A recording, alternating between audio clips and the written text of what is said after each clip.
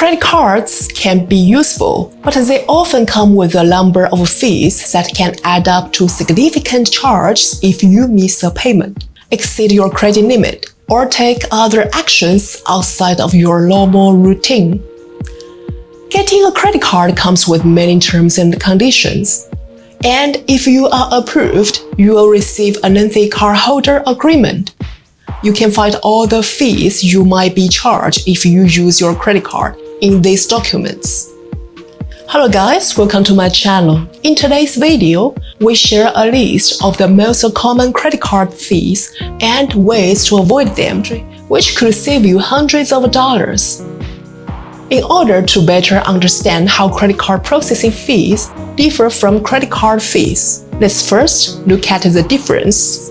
Cardholders are responsible for credit card fees. Merchants who accept your credit card as payment are charged processing fees by the processing network. The merchant's bank, your credit card issuer, and the processing network exchange data in those few seconds between tapping, swiping, or entering your payment information. For the transaction between you, the buyer, making a card payment, and the merchant receiving the payment in their bank, each party takes a percentage of the sales price. Credit cards comes with several different types of fees, which are a credit card's annual ownership costs, financing charges, foreign transaction fees for purchases made abroad, balance transfer fees for shifting debt to another credit card, cash advance fees for taking money out on your card, late payment fees, over-limit fees for charging above your credit limit, and returned payment fees are just some of them. Listed below are 9 of the most common credit card fees and how to avoid them.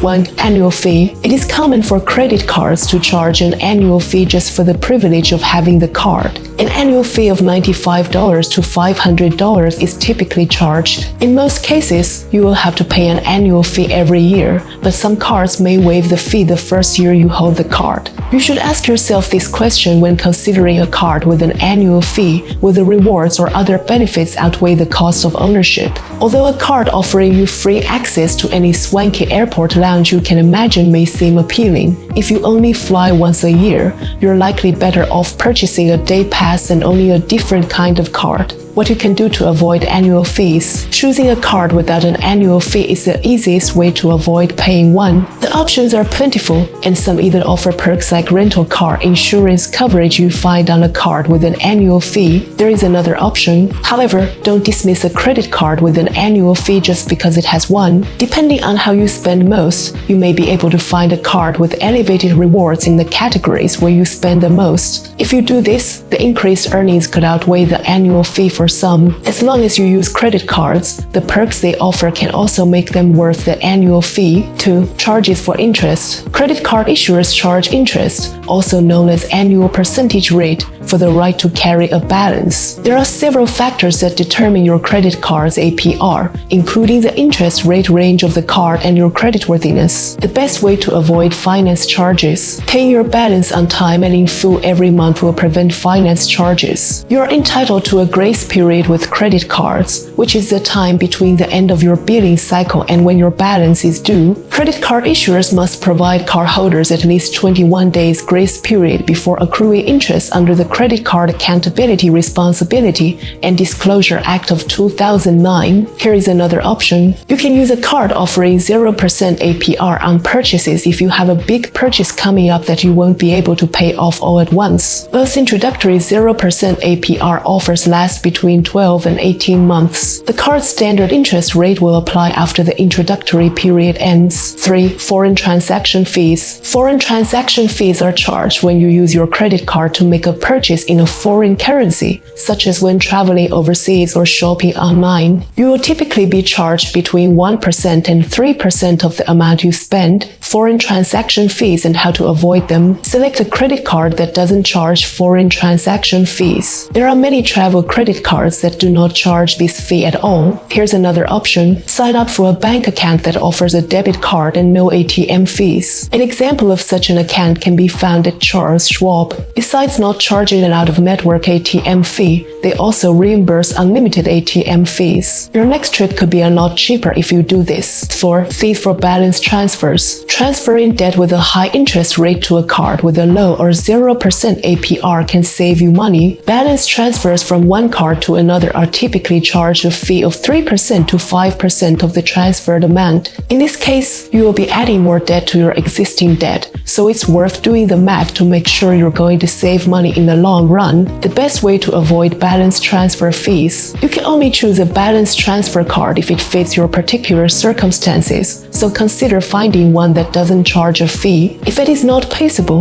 choose a card that offers a balance transfer fee that is as low as possible, as well as a length of time at 0% that you think you will have to pay it off. Here's another option. You can transfer your debt to some credit union cards without paying a fee, and many of them offer balance transfer offers. To apply for one of their cards, you have to join a credit union. 5. Cash advance fees. A cash advance fee is likely to apply if you withdraw cash from an ATM against your credit limit. Fees can either be fixed or based on a percentage of the withdrawal amount, or maybe both. Cash advances are also subject to interest, often at a higher rate than your credit card's standard purchase APR.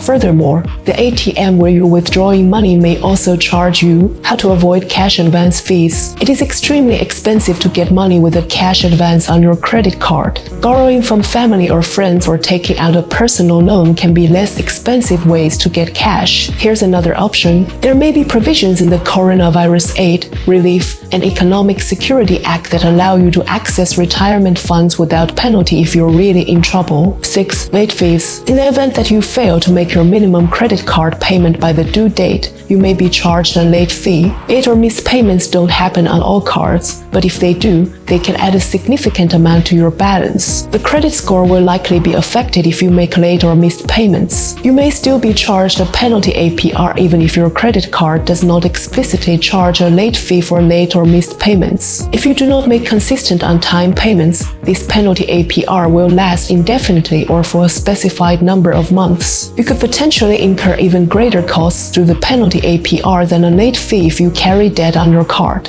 Late fees. How to avoid them. Set up automatic payments so you never have to worry about being late by paying your bill online. Here's another option. A late fee can be avoided by paying it right away and contacting the issuer to ask about a fee waiver. 7. Over-limit fees. Spending more than your credit limit on your card may lead to a fee from your credit card issuer. Under the Card Act of 2009, an issuer cannot charge an over-the-limit fee more than once in a billing cycle. If your limit is exceeded, your issuer cannot charge you a fee without first giving you the option of allowing such charges. Typically, over-limit fees range between $25 and $35. Credit cards will be declined if you fail to opt in and charge something that pushes you over your limit. Over-limit fees. How to avoid them. When your card charges an over-limit fee, don't allow purchases that push you over your credit limit to be approved. Ask your issuer for an increase in your credit limit if you have been making payments consistently and on time. Here's another option. Getting a charge card might be a good idea if you regularly exceed your credit card limit. It is important to keep in mind that you will be required to pay your entire balance each month. 8. Return payment fees. Whenever you make a payment towards your card's balance and that payment is returned for insufficient funds, you will be charged a return payment fee. Depending on the card, issuer, and state law, you can be charged up to $40 for a returned payment fee. Returned payment fees. How to avoid them. You can ensure that you have enough money in your account to cover the payment for your credit card if you manage to keep a balanced checkbook.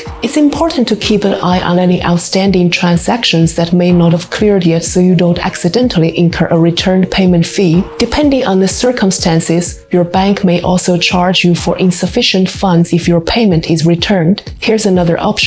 Make sure your bank account has overdraft protection. Think about linking your savings account with your checking account so you can pay with your savings if you're overextended on your checking account. 9. Card replacement fees. As with any personal item, credit cards can get damaged or lost for no reason. Occasionally, accidents happen and you may need to replace your credit card. One-time replacements are usually provided free of charge by credit card companies as a courtesy. The replacement fee or expedited shipping fee may apply if you need it urgently. If you need a new card replaced overnight or issued outside of the United States, credit card companies often charge you an additional fee. A guide to avoiding card replacement fees. Check out a mobile wallet if you know your physical card is safe but can't use it to make payments with dips, swipes, or taps. When traveling, make sure you have a backup method of payment to avoid paying extra rush fees if the card is lost or stolen. Here's another option. You should ask your issuer if they will waive any card replacement fees. You may be able to waive any replacement fees if it is just a matter of having a damaged card and they do not have to cancel your account. In the same way as any other tool, credit cards must be used with caution. With credit cards, you can avoid hidden fees and benefit from their benefits without risking pitfalls. Okay guys, thanks for watching. If you enjoyed today's video, please click on the like button, subscribe to my channel for more financial topics, and I will see you soon.